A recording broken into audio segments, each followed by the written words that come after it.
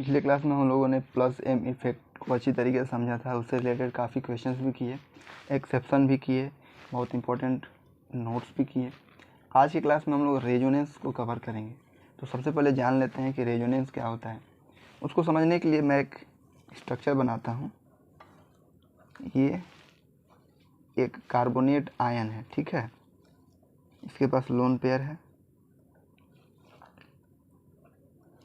हम एक काम करते हैं कि ये जो लोन पेयर है इसको पाई बॉन्ड में शिफ्ट कर देते हैं, और ये जो पाई बॉन्ड है वो लोन पेयर में शिफ्ट कर देते हैं। तो ये कुछ इस तरीके से बन जाएगा। यहाँ पे डबल बॉन्ड आ जाएगा और ये आयन यहीं पे रहेगा, ठीक है। अब अगला काम करते हैं, ये जो लोन पेयर है इसको यहाँ पे शिफ्ट करते हैं और इस वाले पाई बॉन्ड को इस लोन पेयर में शिफ्ट कर देते हैं। तो ये कुछ इस तरीके से हो गया, डबल बॉन्ड यहाँ पे आ गया और ये आयन यहाँ पे, लोन पेयर यहाँ पे आ गए। इसमें अगर हम लोग देखें तो स्ट्रक्चर तीनों का थोड़ा डिफरेंट है। डिफरेंट नहीं है, इलेक्ट्रॉन का डिलोकलाइजेशन हो गया है। यानी ये जो कार्बन और ऑक्सीजन है इनकी पोजीशन में कोई चेंज नहीं किया हम, बस इलेक्ट्रॉन को मूव करा दिए, और मूव कराने से मेरे पास तीन अलग अलग स्ट्रक्चर्स आ गए। ये मेरे पास पहला हो गया, दूसरा हो गया और ये तीसरा हो गया। इन तीनों स्ट्रक्चर्स को बोलते हैं हम लोग रेजोनेटिंग स्ट्रक्चर, या फिर इसको कैनोनिकल स्ट्रक्चर भी बोलते हैं। कैनोनिकल स्ट्रक्चर, ठीक है। यानी मेरे पास एक कंपाउंड था, उसके इलेक्ट्रॉन को मैंने डिलोकलाइज करा करके अलग अलग स्ट्रक्चर बना लिए।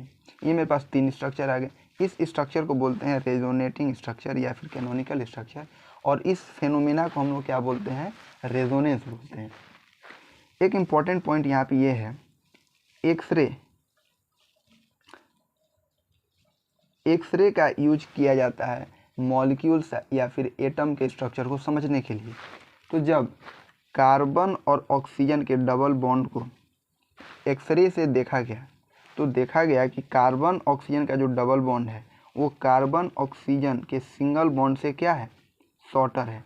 यानी बॉन्ड लेंथ की बात करें तो कार्बन ऑक्सीजन का जो सिंगल बॉन्ड है उसका जो बॉन्ड लेंथ है वो कार्बन ऑक्सीजन डबल बॉन्ड का जो बॉन्ड लेंथ है उससे इसका जो बॉन्ड लेंथ था वो बड़ा था।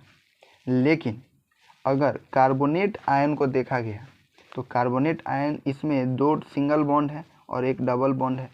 तो जब इस कार्बोनेट आयन को देखा गया तो ये तीनों बॉन्ड जो थे वो इक्वल आए। यानी इस केस में अलग था, इस केस में अलग था। ऐसा क्यों हुआ? ऐसा इसलिए हुआ क्योंकि जो एक्चुअल मॉलिक्यूल होता है वो ना ऐसा होता है, ना ऐसा होता है, ना ऐसा होता है। एक्चुअल मॉलिक्यूल इन तीनों का हाइब्रिड कॉम्बिनेशन होता है। ये जो स्ट्रक्चर हमने बनाया है ये सिर्फ और सिर्फ पेपर पे वैलिड है, यानी ये सिर्फ समझने के लिए है। लेकिन एक्चुअल में जो स्ट्रक्चर होगा कार्बोनेट आयन का वो इन तीनों का हाइब्रिड स्ट्रक्चर होगा, और उस हाइब्रिड स्ट्रक्चर को हम लोग इस तरीके से दिखाएंगे। ये यहाँ भी डबल बॉन्ड है, यहाँ भी डबल बॉन्ड है और यहाँ भी डबल बॉन्ड है, ठीक है। ये इसका क्या हो गया, हाइब्रिड स्ट्रक्चर हो गया। अगर हम लोग बेंजीन का रेजोनेटिंग स्ट्रक्चर बनाएं तो वो कुछ इस तरीके से बनेगा। तो ये हमारा बेंजीन हो गया, ठीक है। ये जो पाई बॉन्ड है वो लोन पेयर में शिफ्ट होगा, तो ये कुछ इस तरीके से होगा। ये यहाँ पे लोन पेयर आ गया, ये लोन पेयर वापस से पाई बॉन्ड में शिफ्ट होगा और ये पाई बॉन्ड लोन पेयर में शिफ्ट होगा, तो कुछ इस तरीके से होगा। यहाँ पे लोन पेयर आ गया, ये लोन पेयर इस पाई बॉन्ड में शिफ्ट होगा और ये पाई बॉन्ड यहाँ पे लोन पेयर में शिफ्ट हो गया, तो कुछ इस तरीके से ये बनेगा। ये यहाँ ये डबल बॉन्ड और ये लोन पेयर, ये लोन पेयर वापस यहाँ पे पाई बॉन्ड में शिफ्ट हो जाएगा, ठीक है। और ये कुछ इस तरीके से हो गया। तो इसके टोटल 5 रेजोनेटिंग स्ट्रक्चर बने। तो इसमें से कौन सा स्ट्रक्चर बेंजीन का सही होगा?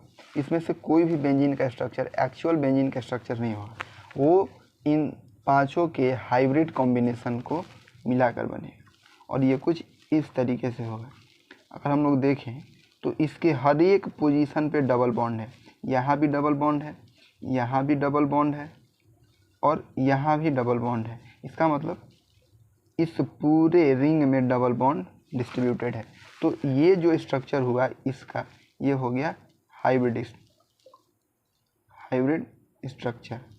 तो ये जो बेंजीन का स्ट्रक्चर हुआ ये एक्चुअल स्ट्रक्चर हुआ।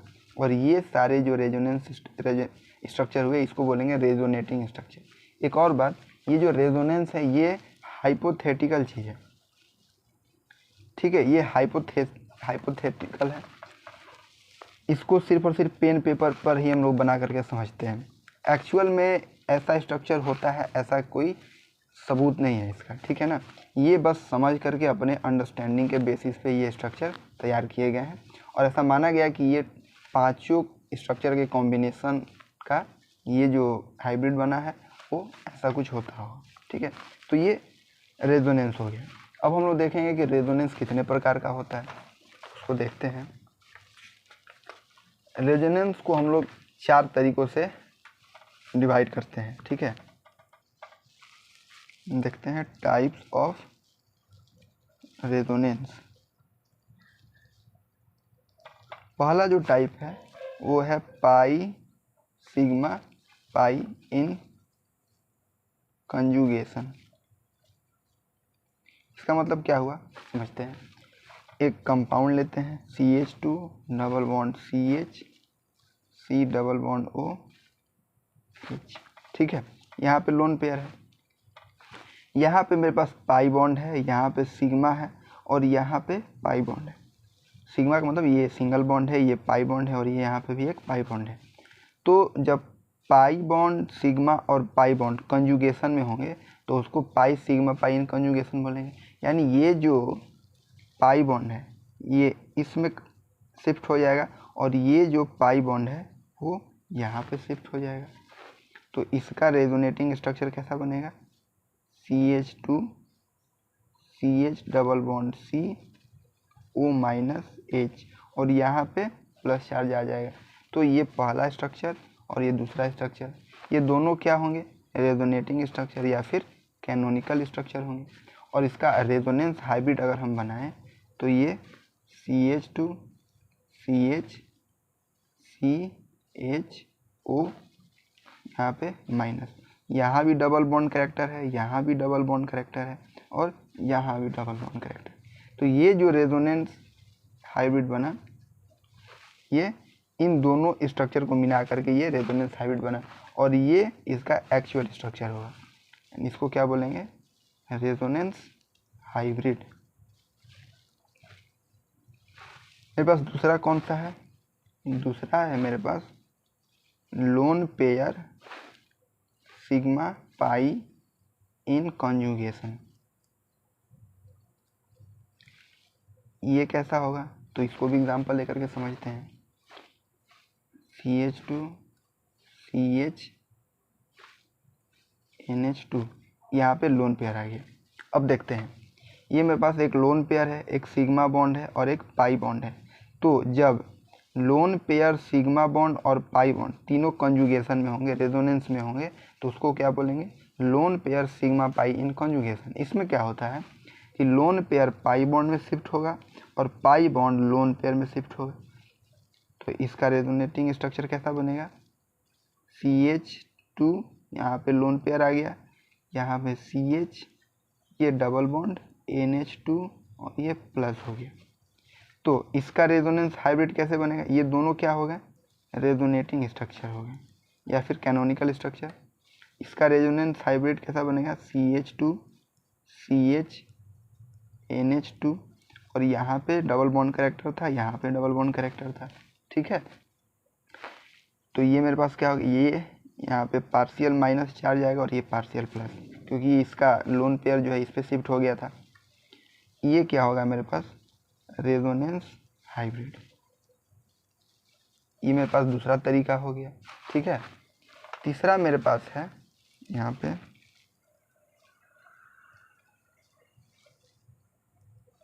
तीसरा जो है loan pair sigma positive charge in conjugation. ठीक है, इसको भी एक एग्जांपल लेकर समझते हैं। CH3 प्लस NH2 ये लोन पेयर होगी। तो यहाँ पे देखिए अगर हम, तो लोन पेयर जो है, एक लोन पेयर है, एक सिग्मा बॉन्ड है, एक पॉजिटिव चार्ज है। तो जब लोन पेयर सिग्मा बॉन्ड और पॉजिटिव चार्ज रेजोनेंस में होंगे, कंजुगेशन में होंगे, तो उसको हम लोग क्या बोलेंगे, loan pair sigma positive charge conjugation. इसमें क्या होगा, ये लोन पेयर यहाँ पे शिफ्ट कर जाएगा, तो इसका एक स्ट्रक्चर ऐसे बनेगा।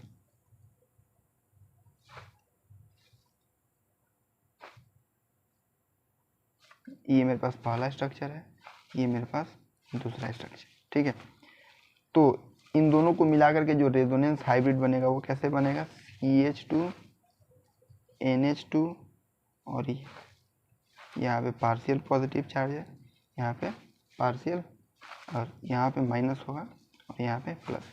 ठीक है, ये क्या हो गया मेरे पास, रेजोनेंस हाइब्रिड। ये मेरे पास तीसरा तरीका हो गया। चौथा क्या होगा,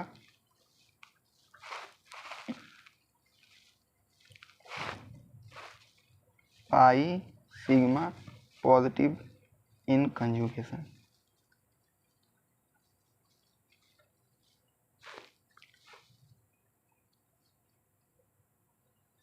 ये मेरे पास CH2 प्लस। ठीक है, यहाँ पे देखें तो एक पाई बॉन्ड है, एक सिग्मा बॉन्ड है और एक पॉजिटिव चार्ज है। ये तीनों आपस में रेजोनेंस में क्या होंगे, कंजुगेटेड होंगे। तो जब ऐसा हो कि जब पॉजिटिव चार्ज सिग्मा बॉन्ड और पाई बॉन्ड आपस में कंजुगेटेड होंगे, तो उसको क्या बोलेंगे, pi sigma positive in conjugation. इसमें क्या होगा कि ये जो लोन पेयर है वो ये जो पाई बॉन्ड है वो यहाँ पे शिफ्ट कर जाएगा, तो ये कुछ इस तरीके का हो गया, डबल बॉन्ड CH2। यहाँ पे हम लोग CH2 लिखेंगे। ठीक है, मिस्टेक हो गया। यहाँ पे क्या आया, पॉजिटिव चार्ज, ये इस तरीके से। अब क्या हुआ, यहाँ पे फिर से पाई बॉन्ड सिग्मा और पॉजिटिव कंजुगेशन में है, तो ये जो पाई बॉन्ड है वो यहाँ पे शिफ्ट कर जाएगा, तो ये कुछ ऐसा बनेगा, और पॉजिटिव चार्ज यहाँ पे आएगा CH2। अगला क्या होगा, फिर से पाई सिग्मा पॉजिटिव कंजुगेशन में है, तो ये वाला यहाँ पे, और ये कुछ इस तरीके के हो गए, और अब पॉजिटिव चार्ज यहाँ पे आ गया। अगला इसका रेजोनेटिंग स्ट्रक्चर क्या होगा, ये जो पाई बॉन्ड है वो, ये पाई सिग्मा और ये पॉजिटिव फिर से कंजुगेशन में है, तो ये यहाँ पे शिफ्ट कर जाएगा, और ये कुछ इस तरीके का बन गया।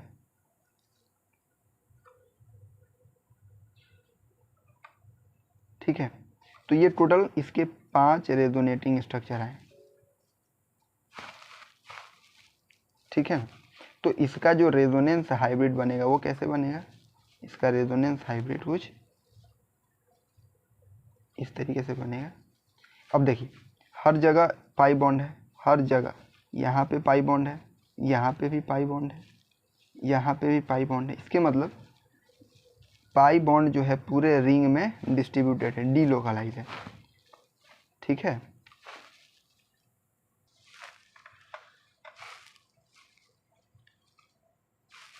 और यहाँ पे पार्शियल पॉजिटिव आया था, यहाँ पे पार्शियल पॉजिटिव आया था, और ये यहाँ पे पॉजिटिव आया।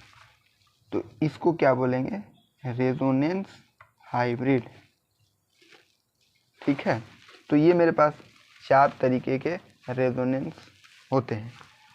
आगे देखते हैं इसमें, अब कुछ इम्पोर्टेंट कंपाउंड देखते हैं जिसमें ये चारों कंडीशन तो सेटिस्फाई होगा, लेकिन उसमें रेजोनेंस पॉसिबल नहीं होगा। उसमें कुछ अलग फैक्टर आ जाते हैं जिसके वजह से रेजोनेंस पॉसिबल नहीं हो पाता है। तो वो क्या है उसको देखते हैं। मैं एक यहाँ पे कंपाउंड लेता हूँ CH डबल बॉन्ड COH, यहाँ पे हम ले लेते हैं CH3 और यहाँ पे भी हम ले लेते हैं CH3 बात करें यहाँ पर अगर हम देखें तो यहाँ पे एक पाई बॉन्ड है, एक सिग्मा बॉन्ड है और एक पाई बॉन्ड है। तो पाई सिग्मा पाई क्या है, कंजुगेशन में, इसका मतलब यहाँ पे रेजोनेंस पॉसिबल होगा। तो ये यहाँ पे शिफ्ट होगा और ये यहाँ पे शिफ्ट होगा। तो ये कुछ इस तरीके का हो जाना चाहिए, ठीक है। ये C यहाँ पे मिथाइल ग्रुप लगा है, एमी से मेरा मतलब हो गया मिथाइल ग्रुप, ठीक है। यहाँ पे भी C है, मिथाइल ग्रुप लगा है, मिथाइल, ये मिथाइल। बात करें यहाँ पे देखें तो यहाँ पे रेजोनेंस तो हो गया, पर यहाँ पे एक्चुअल में रेजोनेंस होगा नहीं, क्योंकि यहाँ पे दो बड़े बड़े बल्कि ग्रुप लगे हुए हैं जो क्या करेंगे, स्टेरिक हिंड्रेंस क्रिएट करेंगे। स्टेरिक हिंड्रेंस का मतलब होता है भीड़ भाड़। ऑर्गेनिक केमिस्ट्री में भीड़ भाड़ को स्टेरिक हिंड्रेंस बोलते हैं। यानी ये जो ग्रुप है और ये जो ग्रुप है ये आपस में एक दूसरे को रिपेल करेगा, मतलब इसमें भी इलेक्ट्रॉन है, इसमें भी इलेक्ट्रॉन है, और इलेक्ट्रॉन इलेक्ट्रॉन के बीच में रिपल्सन होगा। तो जब ये दोनों बड़े ग्रुप जो है आपस में इंटरेक्ट करेंगे तो क्या करेंगे, वो स्टेरिक हिंड्रेंस क्रिएट करेंगे, और उसकी वजह से इसकी जो प्लानरिटी है, प्लानरिटी को क्या कर देगा, वो डिस्ट्रॉय कर देगा।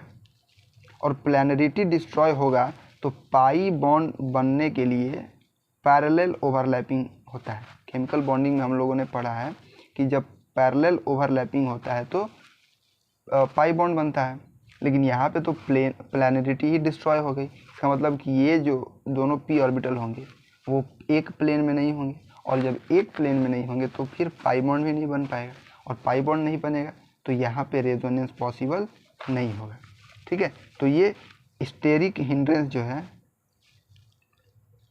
एक इम्पॉर्टेंट फैक्टर हो गया। यानी जहाँ पे स्टेरिक हिंड्रेंस होगा वहाँ पे रेजोनेंस नहीं होगा, क्योंकि वो प्लानरिटी को डिस्ट्रॉय कर देगा। और जब मॉलिक्यूल प्लानर ही नहीं रहेगा तो उसमें पैरेलल ओवरलैपिंग भी नहीं होगा, और जब पैरेलल ओवरलैपिंग नहीं होगा तो फिर पाई बॉन्ड भी नहीं बनेगा, क्योंकि यहाँ पे ये जो पाई बॉन्ड है वो इसमें पाई बॉन्ड में शिफ्ट हुआ है। इसका मतलब कि इसमें जो p ऑर्बिटल था, ये दोनों आपस में ओवरलैप करके पाई बॉन्ड बनाए थे, तो फिर इसमें जो p ऑर्बिटल होगा वो ओवरलैप करके बनाएगा। लेकिन इस स्टेरिक हिंड्रेंस की वजह से इसकी जो प्लानरिटी थी वो तो डिस्ट्रॉय होगी, यानी ये जो p ऑर्बिटल होगा वो किसी दूसरे प्लेन में चला जाएगा रिपल्सन के वजह से, तो फिर ये पाई बॉन्ड नहीं बना पाएगा। इसका मतलब कि रेजोनेंस पॉसिबल नहीं होगा, ठीक है। तो ये पहला था। दूसरा इसमें एक इम्पॉर्टेंट है, ये यहाँ पे हम स्टार दे देते हैं। यहाँ पे ये मेरे पास एक स्ट्रक्चर है NH3+। देखिए यहाँ पे एक पाई बॉन्ड है, एक सिग्मा बॉन्ड है और एक पॉजिटिव है। तो पाई सिग्मा पॉजिटिव ये कंजुगेशन में होगा, इसका मतलब ये रेजोनेंस दिखा सकता है। ये कुछ इस तरीके का हो गया, यहाँ पे पॉजिटिव और ये डबल बॉन्ड NH3। लेकिन यहाँ पे जो नाइट्रोजन है वो सेकेंड पीरियड का एलिमेंट है, और यहाँ पे ऑक्टेट का वायोलेशन हो रहा है। यहाँ पे वायोलेशन ऑफ ऑक्टेट, यानी सेकेंड पीरियड के जो एलिमेंट होते हैं वो ऑक्टेट को वायोलेट नहीं कर सकते, यानी वो 8 बॉन्ड से ज़्यादा बॉन्ड नहीं बना सकते। लेकिन यहाँ पे 8 बॉन्ड से ज़्यादा बॉन्ड बना रहा है ये नाइट्रोजन, तो ऑक्टेट का वायोलेशन हो गया। इसका मतलब यहाँ पे भी रेजोनेंस पॉसिबल नहीं होगा, यानी ये सेकेंड पीरियड का एलिमेंट है और ये अपने ऑक्टेट को एक्सपेंड नहीं कर सकता, तो इस वजह से यहाँ पे भी रेजोनेंस नहीं होगा। अगर इस कंपाउंड की बात करें, अगर यहाँ पे PH3+, तो ये पाई सिग्मा पॉजिटिव कंजुगेशन में है, तो यहाँ पे फॉस्फोरस जो है वो अपने ऑक्टेट को क्या कर सकता है, एक्सपैंड कर सकता है, यानी यहाँ पे जो है रेजोनेंस पॉसिबल होगा। यहाँ पे रेजोनेंस क्या होगा, पॉसिबल होगा। और इसकी रेजोनेटिंग स्ट्रक्चर कैसे होगी, तो यहाँ पे हम लोग उसको बना लेते हैं। ये कुछ इस तरीके का है, PH3+, ये कंजुगेशन में है तो ये यहाँ पे शिफ्ट होगा, तो ये कुछ इस तरीके का हो गया, डबल बॉन्ड PH3, और यहाँ पे पॉजिटिव चार्ज आया है, ये वापस से पाई सिग्मा पॉजिटिव कंजुगेशन में है, तो ये जो पाई बॉन्ड है यहाँ पे शिफ्ट कर जाएगा, तो ये कुछ इस तरीके का बन गया, यहाँ पे पॉजिटिव चार्ज आ गया, ये PH3 हो गया। ये पाई सिग्मा पॉजिटिव फिर से कंजुगेशन में है, तो ये यहाँ पे शिफ्ट कर जाएगा, तो ये कुछ इस तरीके का हो गया, और पॉजिटिव चार्ज यहाँ पे आ गया, ये PH3। और पाई सिग्मा पॉजिटिव फिर से कंजुगेशन में है, तो ये यहाँ पे आएगा, और ये कुछ इस तरीके का हो जाएगा, यहाँ पे PH3+। तो ये टोटल इसके 5 रेजोनेटिंग स्ट्रक्चर आए। तो इसका जो हाइब्रिड होगा वो कैसे होगा, यहाँ पे ये इसका रेजोनेंस हाइब्रिड हो गया, ठीक है। यहाँ पे पार्शियल पॉजिटिव था, यहाँ पे पार्शियल पॉजिटिव, यहाँ पे पार्शियल पॉजिटिव, ये मेरे पास क्या हो गया, रेजोनेंस हाइब्रिड, ठीक है। तो ये कुछ इंपॉर्टेंट पॉइंट थे इसमें, थोड़ा सा गौर करें अगर यहाँ पे, तो ये जितने भी इलेक्ट्रॉन हैं वो सिर्फ एक ही डायरेक्शन में शिफ्ट कर रहे हैं, ये इधर, यानी एक ही डायरेक्शन में शिफ्ट होने की पॉसिबिलिटी है। तो अगर रेजोनेंस जो है एक डायरेक्शन में शिफ्ट कर रहा है तो उस प्रकार के रेजोनेंस को हम लोग बोलते हैं सिंपल रेजोनेंस। और अगर रेजोनेंस दोनों डायरेक्शन में, यानी पाई बॉन्ड जो है वो 2 डायरेक्शन में अगर शिफ्ट करने की पॉसिबिलिटी रखता है तो उसको हम लोग बोलते हैं क्रॉस रेजोनेंस। उसको अगर हम लोग लिखें यहाँ पे तो लिख सकते हैं, सिंपल रेजोनेंस अगर लिखें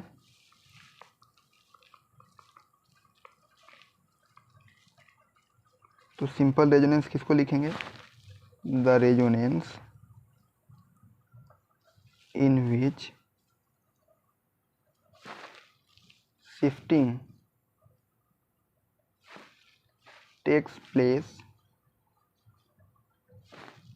in only one direction is called simple resonance। अभी जितने भी हम लोगों ने अभी क्वेश्चन किए हैं वो सब सिंपल रेजोनेंस है। एग्जांपल ले लें, CH2 double bond CH, CH double bond CH, C double bond H। यहाँ पे देखें तो पाई बॉन्ड सिग्मा और पाई बॉन्ड क्या है, कंजुगेशन में है, यानी यहाँ पे जो इलेक्ट्रॉन है वो एक ही डायरेक्शन में शिफ्ट कर रहा है। तो इस प्रकार के रेजोनेंस को क्या बोलेंगे हम लोग, सिंपल रेजोनेंस। इसकी जो रेजोनेटिंग स्ट्रक्चर होगी कुछ इस तरीके की होगी, CH,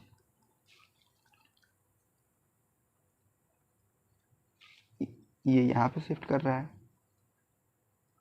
ठीक है, यहाँ पे पॉजिटिव आया, और कहाँ पे पॉजिटिव आएगा, ठीक है, यहीं पे पॉजिटिव। तो ये मेरे पास क्या हो गया, एक ही डायरेक्शन में इलेक्ट्रॉन क्या कर रहा है, शिफ्ट कर रहा है। तो इस प्रकार के रेजोनेंस को हम लोग क्या बोलेंगे, सिंपल रेजोनेंस। अगला क्या है, क्रॉस रेजोनेंस, यानी the resonance in which possibility of shifting of pi electrons in 2 directions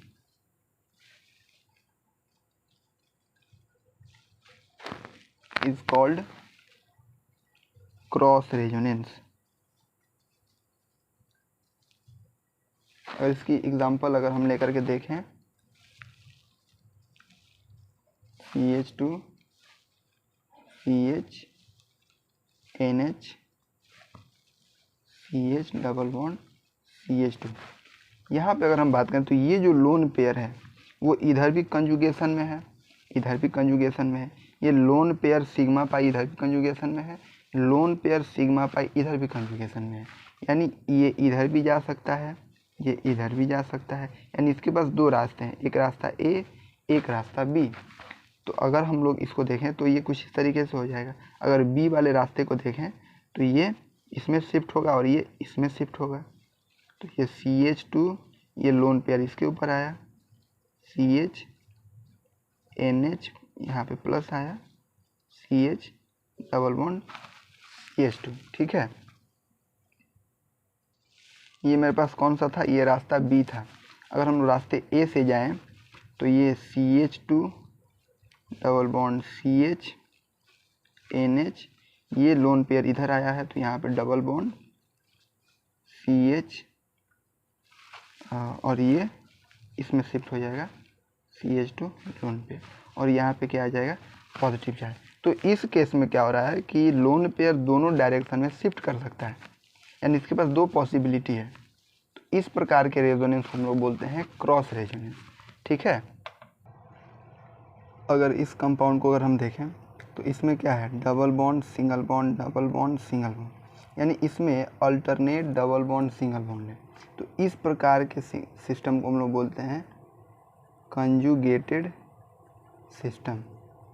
हम लोग क्या बोलते हैं, कंजुगेटेड सिस्टम, जिसमें alternate single and double bond हो, उसको हम लोग क्या बोलते हैं, कंजुगेटेड सिस्टम। अगर जिसमें कंटिन्यूअस डबल बॉन्ड हो जाए उसको हम लोग बोलते हैं क्यूमुलेटेड सिस्टम। क्या बोलते हैं, क्यूमुलेटेड सिस्टम। उसको हम लोग अगर देखें तो वो कैसा होगा, CH2 डबल बॉन्ड CH, यहाँ पे H नहीं होगा, C double bond C CH2। इसमें क्या है, डबल बॉन्ड जो है वो कंटिन्यूअस है, कंटिन्यूअस डबल बॉन्ड। इस प्रकार के सिस्टम को हम लोग क्या बोलते हैं, क्यूमुलेटेड सिस्टम। अब ये क्यूमुलेटेड सिस्टम भी दो टाइप का होता है। इसमें देखें तो जो डबल बॉन्ड की संख्या है वो कितनी है, 4 है, यानी इवन नंबर है। तो जो इवन नंबर होगा ये दो प्रकार के होंगे, odd number of double bond और एक होगा even number of double bond. ठीक है, तो जो ऑड नंबर वाले जो होते हैं वो मॉलिक्यूल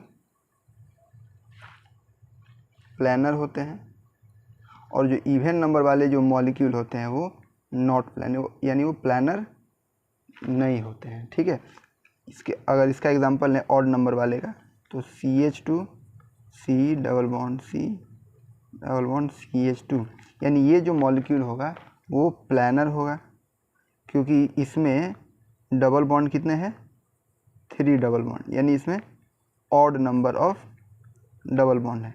और ये जो है CH2 डबल बॉन्ड CH2, इसमें इवन नंबर यानी 4 डबल बॉन्ड्स हैं। तो ये जो मॉलिक्यूल होगा वो प्लानर नहीं होगा, नॉट प्लानर। ठीक है, तो ये रेजोनेंस था। इस जितनी भी थ्योरी थी मैंने सारी चीज़ें बता दी। अब रेजोनेंस पे हम लोग को क्वेश्चन करना है। रेजोनेंस पे जितना क्वेश्चन करेंगे रेजोनेंस पे उतना ही कमांड होगा।